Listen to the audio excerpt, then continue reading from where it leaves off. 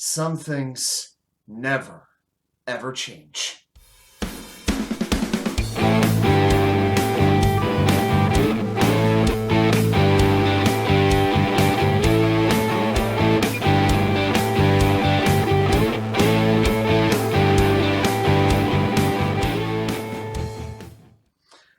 Well. Welcome back to New York Sports WickerMedia. I'm Watsu-K99. Thank you, as always, for taking the time to watch these videos. I appreciate you watching. I love making the content for you. And one of the things that I'm going to do is talk about both the good and the bad whenever it comes through. And in spite of my whirlwind of misery and just pissed offness, just tell you exactly how I feel, but I'm going to try to be as fair as I can. This sucked. Losing to New England, again, for the 13th straight time, and the 22nd out of 24 times, is disgraceful. Losing this game was pathetic. That said, I got two questions for Jets fans. I'm pissed off, you're pissed off. But two questions. Number one, why are we really surprised? Why? People kept telling me all week the Jets are clearly the more talented team. How? Both these teams have very good defenses and net offenses. And like we said, going into this game, the Jets had lost their best offensive lineman, their most dynamic, explosive playmaker, and their quarterback's favorite receiving target.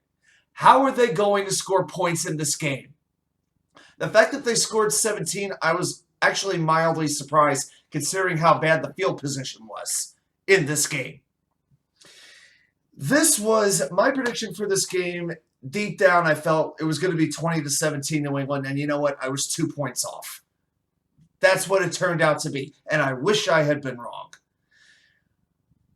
But why are we surprised when you consider the difference in coaches, when you look at one team that doesn't beat themselves versus another team that does beat themselves, even though they've won their last 4 games? We've seen it coming. The penalties, the inability to wrap up tackles, the lack of protection for the quarterback. I needed to see those things fixed before I could truly believe this team was complete. And you know what? They all came back on the Jets in this game against the team that has just owned them for the last 2 decades now, basically.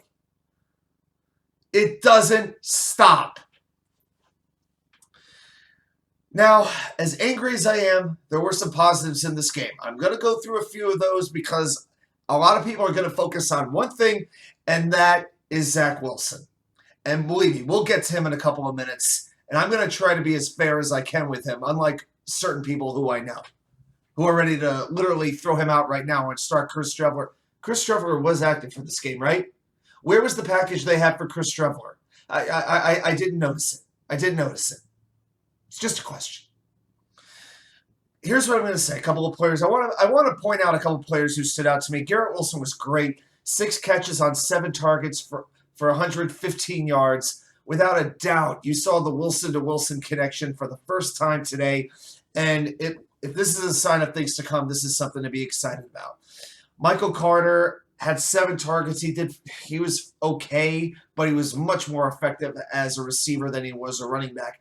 CJ Uzomah, 1 catch for 27 yards, 1 big play, but you know what? That was his only target of the game. I wish they had used him a little bit more. Ty Conklin was really good. 6 catches on 10 targets, 79 yards, and 2 touchdowns. And the defense, you know what? 6 sacks. 6 different players with 1 sack. I can't be upset about that. And the defense, you know what? For the most part, when the Patriots had the ball for the most part, but they did a pretty good job. I can't really kill the defense. It was Ben, but it was, here's the thing with the Patriots. They had 5 drives in this game that started on the Jets side of the field. The Jets held them to 5 field goals. Not saying all 5 drives were on the field goals were on those 5 drives, but they held the Patriots for the most part when they need to, aside from the first drive where the Patriots converted, I think it was 4 third downs in a row. After that, the Jets defense got their act together, and they were getting the New England offense off the field for the most part. But you look at some of these other, you look at this offense and the way that things were done. They were outrun 127 yards to 57. All I heard was, oh, the New England rush defense, they stink against the run. Well, I guess they stink against the run when they play Justin Fields and mobile quarterbacks. That's when they stink against the run. Okay? So the Patriots defense had a wake-up call when they played the Bears, and they woke up. I can't say the same for the Jets' run defense. And we'll get to those in a moment when we get to our 3 plays you might not recall that affected the outcome of the game. But here's the other thing with this offense that is just amazing to me. 58 plays the Jets ran. 43 dropbacks. 43. Only 15 run attempts. Did we hire Brian Schottenheimer to come back and call this offense? What, Mike LaFleur, what were we thinking about? I know New England, their focus was to stop the run game. I understand that they wanted Zach to beat them. But in the second half, you could see the run game start to work a little bit better. James Robinson was getting 4 or 5 yards an attempt. Where was the ingenuity? Where was maybe an end around to Braxton Berrios? Berrios, where the heck was he in this game? Was he on the inactive list too? He was probably hanging out with Chris Streveler, another player who is active that they had no use for. All right, now I want to talk about Zach Wilson for a moment. There were a lot of people just absolutely ready to basically cut him right now. I think they wanted to see Mike White in the game. Here's the funny thing with this. How did Zach Wilson look going into the last 2 minutes of the first half? He looked pretty darn good. He was moving the ball down the field. He was throwing the passes where he needed to. Why? He had protection from the offensive line. How many times have we yelled and screamed about this all year? Zach Wilson is a very good quarterback when he has protection. He has the second most yards per play going into this week behind Jalen Hurts with a clean pocket. When he gets hit, he's rattled. He is like a rattle inside of a box. You could shake him up all around because then he panics. That is what happens, okay? And we saw that today.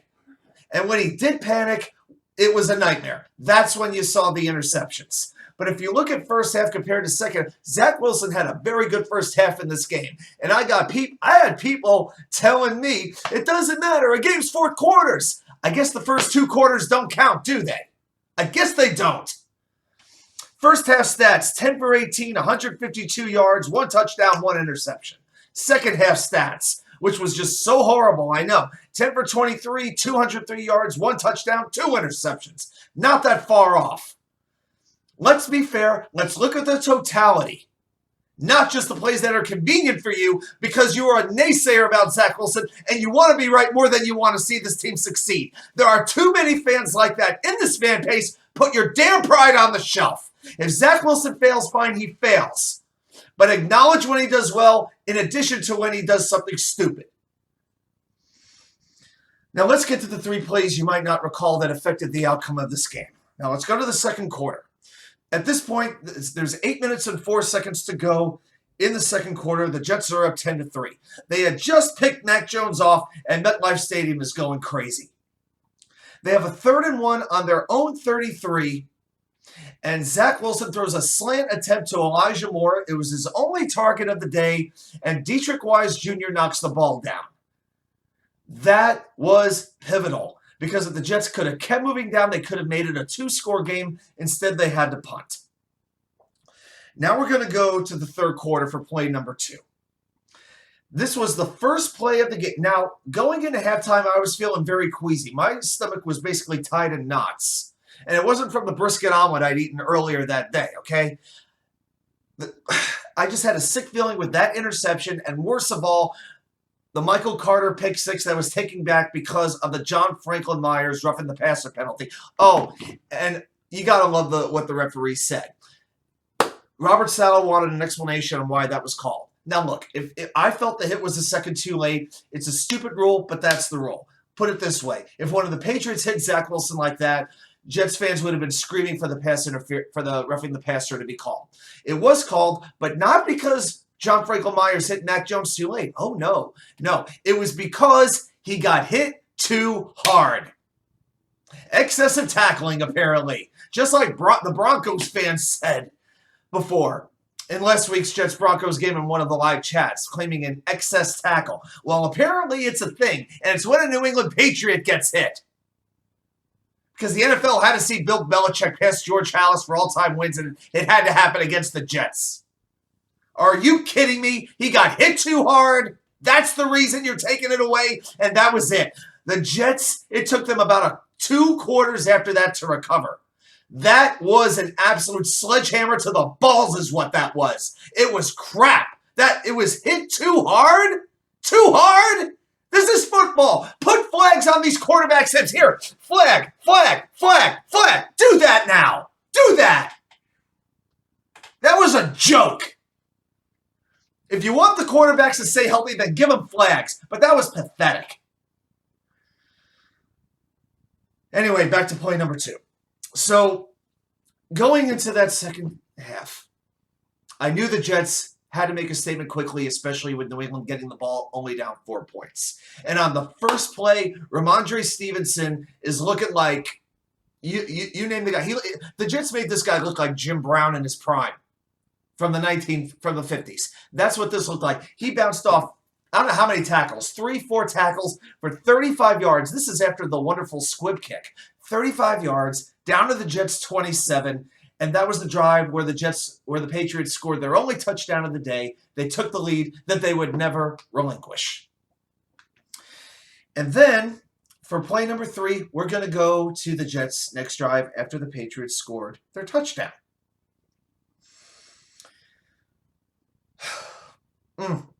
So, these plays will most likely be forgotten. But after Michael Carter gets 4 yards on the first play, Zach Wilson hits Garrett Wilson for 18 yards, and then he throws deep to Ty Conklin for 27. And the Jets are going right down the field. They've got the ball at the Patriot 26-yard line. And I'm feeling pretty good at this point. And the Jets are going no huddle. And what do? A left end run for Michael Carter, loss of 1. And the momentum of the drive was completely shot, and they never got it back. After that, it was 2 incomplete passes, and that led, because of the 2 incomplete passes, they threw twice there. No yards gained. And that led to Greg Zuerlein coming on to attempt a field goal to tie the game. It missed, and right then and there, you know what? You essentially could have shut your TV off because they had nothing. The Jets were absolutely, they had just no fight in them for about a quarter and a half, and that was enough. Even though, I give the Jets defense credit for holding the Patriots in those moments when they had to face short field after short field after short field. Nick Folk was not missing a kick, but then the offense didn't do squat. And I put a lot of that on the offensive line because that is why Zach Wilson struggled like he did. I honestly, I'll tell you what, he was only sacked, I think, twice in this game, but I wish he had taken actually more sacks because he's so good at escaping. But then once he does the escaping, he has absolutely no idea what to do with the football. No idea. So this is an absolutely brutal loss. But then again, I can't say I'm shocked because I was terrified of the Jets beating themselves. That's exactly what they did with that John Franklin Myers roughing the passer penalty at the end of the first half. Now, let's be fair. The Jets are 5-3. This is not the end of the season. This is not the end of the world. We don't need to fire anybody, and we don't need to start Chris Streveler next week at quarterback. We don't need to do that. But I will say this. The Jets can make this thing right. You know how they make it right? Go beat Buffalo next week or beat New England in the next game after the bye. Win one of those 2 games. You do that, you make a statement. Then you start to face the NFC North teams that should, hypothetically, be beatable. Then you have Jacksonville. Then you have Seattle. You have those teams still on your schedule.